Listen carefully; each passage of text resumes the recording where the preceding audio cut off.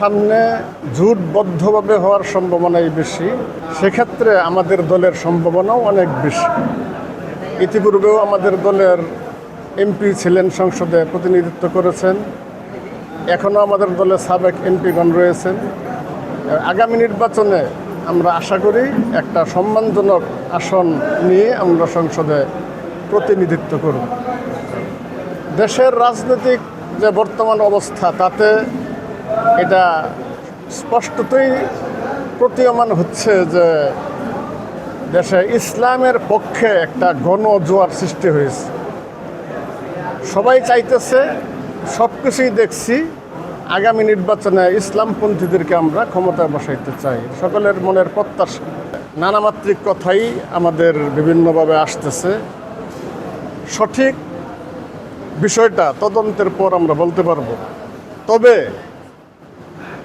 অনেকে যেমন বলেন যে আমাদের বাংলাদেশে জাতিসংঘ মানবাধিকার যে অফিস করতেছে এবং ইসলামপন্থীতার বিরুদ্ধাচরণ করতেছেন, দেশের জনগণ সেটা চাচ্ছে না। বান্ডেল থাকলে প্রতি সেনমানিতে টাকা বাঁচবে। বিকাশ সেনমানি বান্ডেল কিনে জিতুন প্রতি লেনদেনে।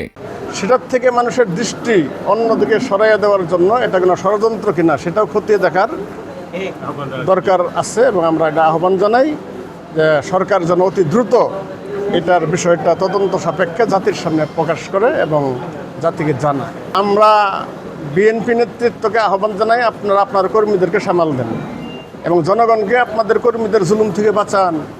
তা না হলে এর খেসারত আপনাদেরকে আগামী নির্বাচনে দিতে হবে।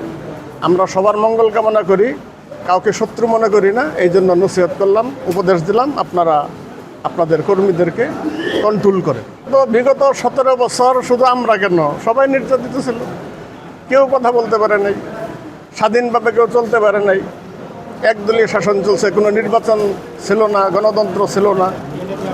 কাজেই এই অবস্থা থেকে উত্তরণ ঘটেছে এবং আমরা আশা করি এই স্বাধীনতা স্বকীয়তা ইসলামপন্থীদের হাতে ক্ষমতা আসলে জনগণ আরও সুন্দরভাবে ভোগ করতে পারবে। এটা এক কথায় বলতে গেলে দেশে ইনসাফ ভিত্তিক রাজত্ব কায়েম হবে, কোনো জুলুম থাকবে না, ইনসাফের সাথে সকল কিছু পরিচালিত হবে।